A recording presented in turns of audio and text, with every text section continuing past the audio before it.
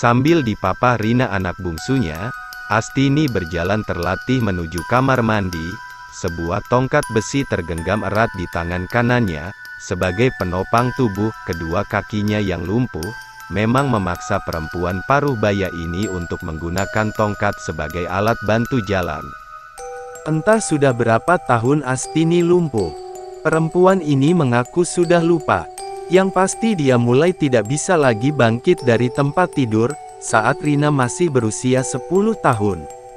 Dan sekarang umur Rina sudah hampir 25 tahun. Bahkan gadis ini juga sudah berencana melepas masa lajangnya awal tahun depan. Astini sendiri mengaku bahagia karena Rina akan segera memulai kehidupan yang baru bersama suaminya kelak. Namun, di lain sisi dia juga sedih. Sebab dengan kondisi yang dialaminya saat ini, tentu hal itu akan menambah beban berat bagi Rina, yang tentu juga harus mengurus suami dan anak-anaknya kelak. Karena itulah, bila memikirkan hal itu, hatinya terasa seperti disayat-sayat. Air matanya akan langsung meleleh membasahi pipi, karena tak kuasa menahan kesedihan, dan menurut Astini, semua ini adalah akibat dari ulah Sunyoto almarhum suaminya, yang diduga telah mencelakai dirinya dengan mengirimkan santet, hingga dia lumpuh. Astini mengisahkan bahwa hubungan antara dirinya dan mendiang suaminya baik-baik saja. Jalinan rumah tangga mereka benar-benar harmonis, hingga dikaruniai 3 orang anak. Yang pertama bernama Randy, dan sekarang bekerja di sebuah bank swasta di Jakarta. Lalu yang kedua Ricky, yang juga merantau ke Bandung karena ikut membantu pamannya yang memiliki usaha di sana. Dan yang ketiga Rina, yang lebih memilih membuka usaha berjualan pulsa di rumah. Kalau saya bekerja di luar, kasihan ibu. Nanti tidak ada yang merawatnya. Lawong kakak-kakak saya sudah tidak tinggal di sini lagi, ujar Rina. Menurut Astini, malapetaka yang menimpa dirinya bermula dari perkenalan almarhum suaminya dengan seorang ledek, penari tayub, dalam acara bersih desa di wilayah Balakan. Kebetulan saat itu dia dan Sunyoto sedang pergi ke rumah saudaranya di desa tersebut, yang bersamaan dengan gelaran acara bersih desa. Dan sebagaimana umumnya acara bersih desa di wilayah Kabupaten Sukoharjo, pertunjukan tari tayub menjadi sajian utama yang wajib ditampilkan sebagai syarat ritual, karena umumnya warga meyakini bahwa danyang desa tempat tinggal mereka, menyukai jenis kesenian yang satu ini, sehingga demi senantiasa terlimpahkannya berkah untuk seluruh warga desa, maka tiap penyelenggaraan bersih desa, kesenian tayub selalu ditampilkan. Pun demikian dengan acara yang digelar di akhir bulan Suro di wilayah Balakan tersebut. Dari pagi alunan suara gamelan yang mengiringi gerakan gemulai para penari tayub sudah berkumandang. Warga desa mulai berbondong-bondong datang ke punden desa setempat untuk menjalankan ritual. Mereka umumnya membawa sesaji bunga dan beberapa jenis makanan, sebagaimana yang disyaratkan para leluhur lewat juru kunci. Pun demikian dengan Sunyoto. Usai mengantar Astini ke rumah saudaranya, dia pamit untuk pergi ke komplek punden, bukan untuk ritual, melainkan untuk menyaksikan gerakan gemulai para penari tayub yang menawan. Menyaksikan aksi para penari tayub, Sunyoto kembali teringat ke masa mudanya. Dulu dia kerap maju ke tengah arena pertunjukan untuk ikut menari bersama. Bahkan sesekali dia juga menyelipkan lembaran uang ke dalam dada para penari, sebagai bentuk larutnya dia dalam gelora birahi yang dipancarkan sang penari. Dengan kesadaran yang sudah tidak penuh lagi karena di bawah pengaruh beberapa teguk ciu, minuman beralkohol khas Solo, Sunyoto pun larut dalam keceriaan bersama para penari tayub dan penonton lainnya. Beberapa lembar uang Rp20.000 telah keluar dari dalam dompetnya, dan berpindah ke sela-sela belahan dada seorang penari. Sampai saat hari mulai beranjak senja, tak terasa dia telah memberikan sekitar Rp200.000 kepada salah seorang penari, yang kebetulan benar-benar memikat hatinya. Suparmi, demikian Astini menyebut nama penari yang sempat membuat Sunyoto mabuk kepayang, yang saat itu, Entah sengaja atau tidak, tiba-tiba dia tertinggal oleh rombongannya, sehingga pihak panitia berencana untuk mengantarnya pulang ke Wonogiri. Namun saat panitia sibuk mencari siapa yang akan mengantarnya, Sunyoto yang saat itu tengah berbincang dengan kepala desa setempat tiba-tiba menawarkan diri. Apalagi saat itu dia juga membawa mobil sendiri, tentunya bukan hal yang sulit baginya untuk mengantar pulang penari dan seorang periasnya itu.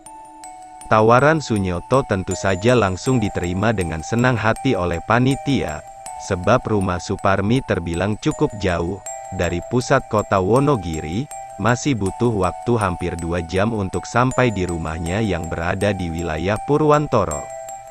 Saat itu sebenarnya keberatan, tapi karena saat itu Pak Lurah sendiri yang meminta izin ke saya, akhirnya saya mengizinkan.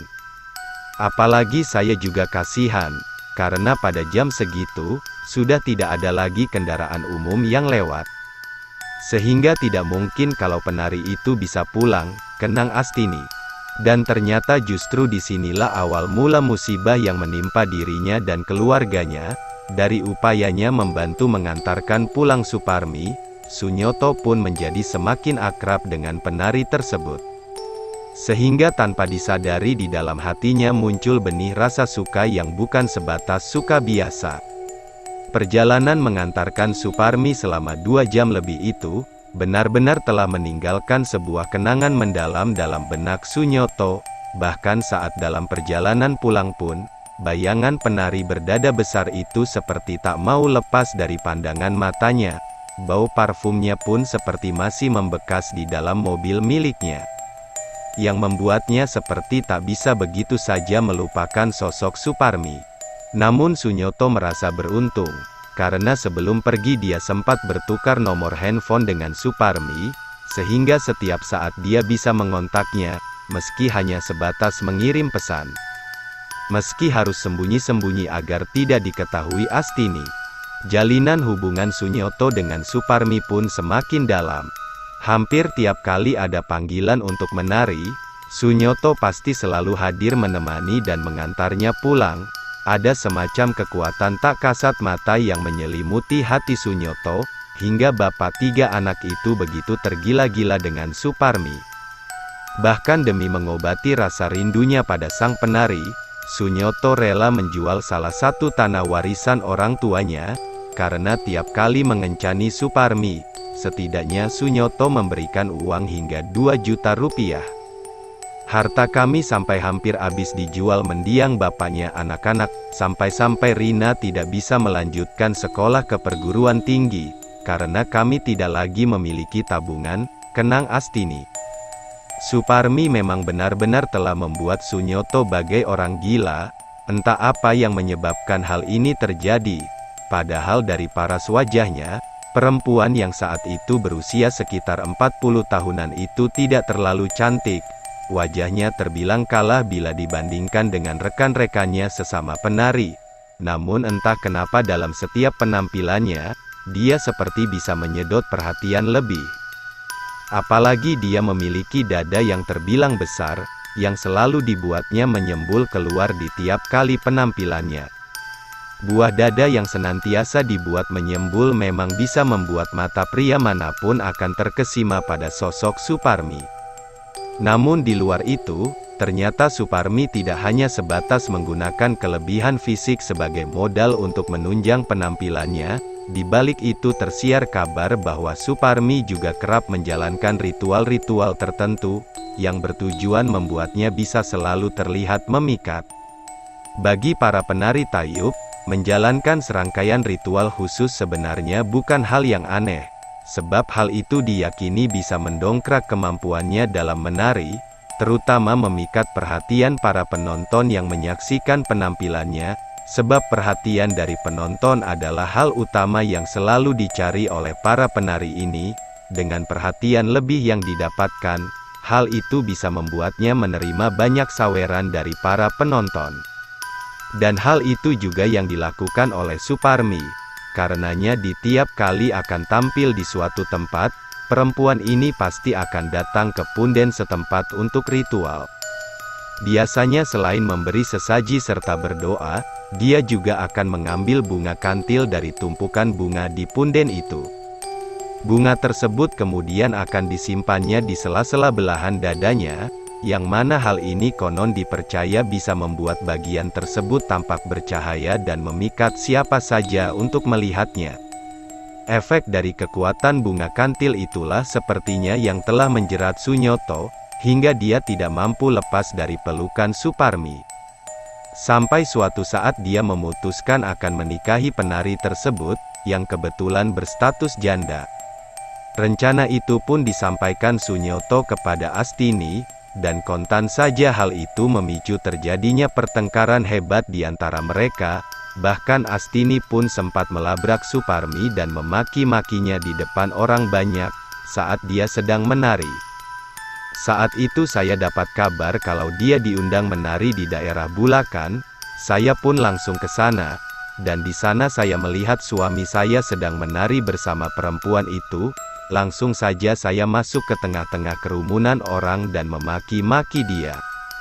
Bahkan saya sempat mencakar wajahnya dan menjambak rambutnya, hingga dipisah oleh warga, ujar Astini. Santet via mimpi, namun peristiwa itulah yang sepertinya menjadi penyebab segala musibah yang menimpa Astini. Sebab setelah kejadian tersebut, pada malam harinya Astini bermimpi didatangi oleh seorang perempuan tua yang wajahnya sangat menyeramkan.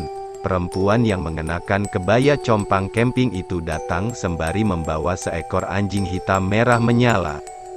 Menurut Astini, dalam mimpinya perempuan tua tersebut meminta pertanggungjawaban Astini, karena telah menyerang cucunya, dan belum sempat Astini bertanya siapa cucunya. Tiba-tiba saja anjing yang sejak tadi berada di samping perempuan itu, langsung menyerang Astini. Anjing itu langsung menggigit kaki Astini dan menyeret perempuan itu hingga kakinya patah, yang ternyata berdampak pada kelumpuhan tiba-tiba yang dideritanya, saat bangun keesokan harinya.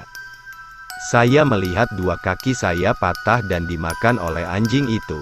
Makanya, begitu terbangun, saya merasakan sakit yang luar biasa pada kaki saya, hingga saya tidak bisa jalan. Saat dibawa ke dokter, katanya cuma gejala asam urat. Tapi meski diobati dengan berbagai macam obat, sakitnya tidak hilang-hilang. Dan bahkan akhirnya saya benar-benar tidak bisa jalan. Kaki saya terasa lemah, sehingga saya harus menggunakan tongkat untuk alat bantu, ungkapnya. Oleh saudaranya, Astini kemudian dibawa ke tempat seorang spiritualis, paranormal, di daerah Nguter, Sukoharjo bagian selatan. Dari hasil terawangan sang paranormal, dipastikan bahwa Astini terkena serangan semacam santet, yang mana serangan itu menyerang saraf-saraf di kakinya, hingga dia menjadi lumpuh. Santet itu menurut sang paranormal susah disembuhkan, karena bukan dalam bentuk serangan kiriman benda-benda tajam. Santet yang dikirim dalam bentuk perlambang mimpi ini konon memiliki kekuatan yang lebih dahsyat daripada sekedar kiriman benda tajam, sebab dalam fisik korban tidak ditemukan apapun yang bisa diambil untuk menolongnya, sehingga si korban akan benar-benar akan mengalami seperti yang terlihat dalam mimpinya. Melihat Astini lumpuh, bukan membuat Sunyoto sadar diri dan menghentikan kegilaannya. Justru kondisi itu dipandang sebagai peluang untuk membuatnya semakin dekat dengan Suparmi. Sampai akhirnya dia benar-benar menikahi perempuan itu secara siri dan memilih tinggal di Klaten, dekat dengan rumah orang tuanya. Mengetahui hal itu Astini hanya bisa pasrah. Dengan keterbatasan fisik karena kakinya yang lumpuh, dia tetap menjalankan bisnis keluarganya dengan membuat kerupuk. Bahkan dengan hasil dari bisnis itu, dia bisa mengantarkan Randy dan Ricky menyelesaikan kuliahnya. Setahun kemudian, Randy dan Ricky yang hanya berselisih 1 tahun memang lulus dalam waktu yang bersamaan. Randy lulus dari Fakultas Ekonomi di sebuah perguruan tinggi negeri di kota Solo. Sedangkan Ricky lulus dari Fakultas Teknik di sebuah perguruan tinggi swasta di Sukoharjo. Dan beberapa hari usai perayaan syukuran kelulusan Randy dan Ricky, sebuah kabar duka mereka dapatkan. Sunyoto, ayahnya meninggal setelah mengalami kecelakaan saat hendak pulang ke rumah kontrakannya. Jenazah Sunyoto kemudian dibawa pulang ke Sukoharjo, karena ternyata di kontrakan itu dia hanya tinggal sendirian, sebab Suparmi memutuskan pergi 3 bulan sebelumnya, setelah menganggap Sunyoto tak lagi memiliki kekayaan seperti dulu. Sunyoto yang malu dengan anak dan istrinya memutuskan untuk hidup sendiri dengan bekerja sebagai buruh bangunan, dan dia meninggal setelah sepeda motor yang dikendarainya terserempet bus, saat melintas di sekitar bypass Klaten. Meski jengkel dan marah berkecamuk jadi satu, tidak bisa dipungkiri bahwa dia adalah bapaknya anak-anak. Dan anak-anak juga masih menerimanya dengan ikhlas. Makanya kemudian jenazahnya diurus oleh Randy dan dibawa pulang ke rumah, Kenang Astini. Sunyoto akhirnya dimakamkan di pemakaman desa di dekat tempat tinggalnya.